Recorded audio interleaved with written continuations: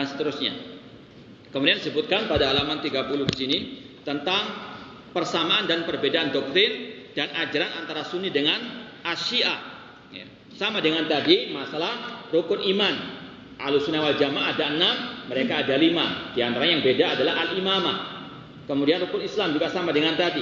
Masalah syahadat kurang lebih sama dengan yang disampaikan oleh MUI. Kemudian kota suci, kalau Ahlussunnah wal Jamaah mengakui ada 3 kota suci, yaitu Makkah, Madinah dan Al-Quds. Kalau mereka 3 itu ditambah dengan Karbala di Irak sana. Bahkan kalau antum perhatikan orang-orang Syiah Rafidhah, kalau mereka sholat itu di tempat sujud mereka ada kayak batu atau kayak kotak kecil. Itu kata mereka adalah tanah dari Karbala, ya, untuk tabaruk dengan tanah Karbala tersebut. Bahkan mereka dalam nanti akan insya Allah kalau ada kesempatan kita juga sampaikan bahwasanya mereka meyakini ya tanah Karbala lebih suci daripada kota Makkah Al-Mukarramah. Jadi intinya sangat amat jauh antara agama Islam dengan agama Asy-Syiah. Kemudian di sini juga disebutkan seperti tadi kegiatan-kegiatan Asy-Syiah atau tempat-tempat markas-markas Syiah di Indonesia. Tadi ada 5, Poros Jakarta, Poros Pekalongan Semarang, Poros Yogyakarta, Poros Bangil dan Pasuruan, Poros Bandung, ya.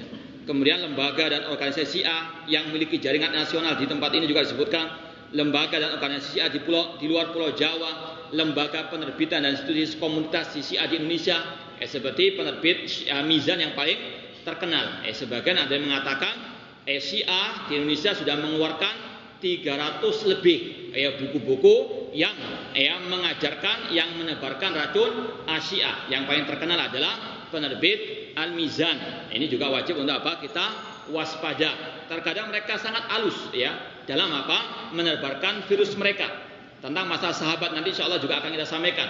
Dan sekarang mereka juga mengekspos buku-buku mereka di internet.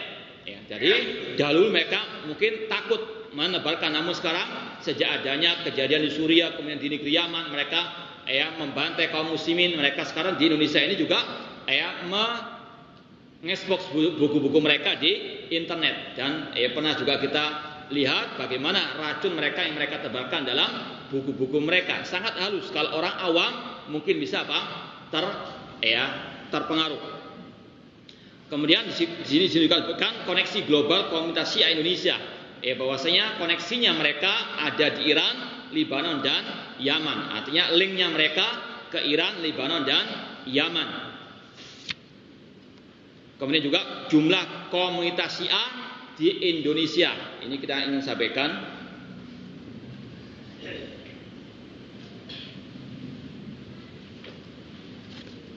Kata Bin di sini berkaitan dengan kajian tentang jumlah real komunitas Syiah di Indonesia, perlu disampaikan 2 catatan. Awal pertama bahwa banyak sekali penganut Syiah, khususnya dari kalangan Ahlul Bait atau yang mengaku Ahlul Bait, yang sebenarnya penganut Syiah tapi di depan publik tidak pernah mengaku sebagai penganut Syiah. Makanya terkadang hati-hati, mereka terkadang memakai taqiyah. Sebagai kata Bin di sini, sebagian mereka sudah termasuk anggota Syiah Rafidhah namun tidak mengaku pakai taqiyah.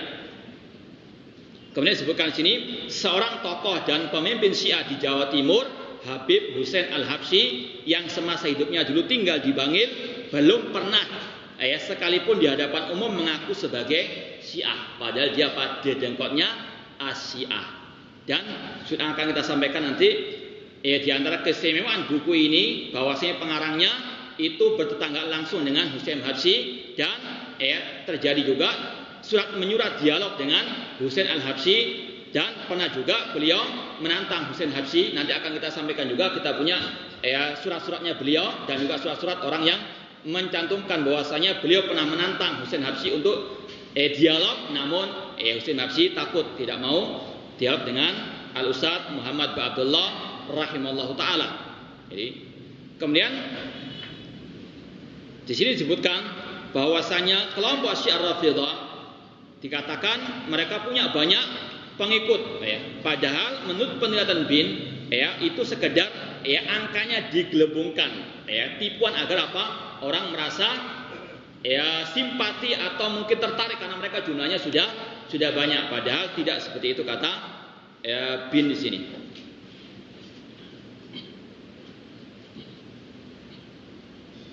Seperti disebutkan di sini, pada April 2008 Jalaluddin Rahmat menyebutkan bahwa anggota Ijabi sekitar 5 juta orang.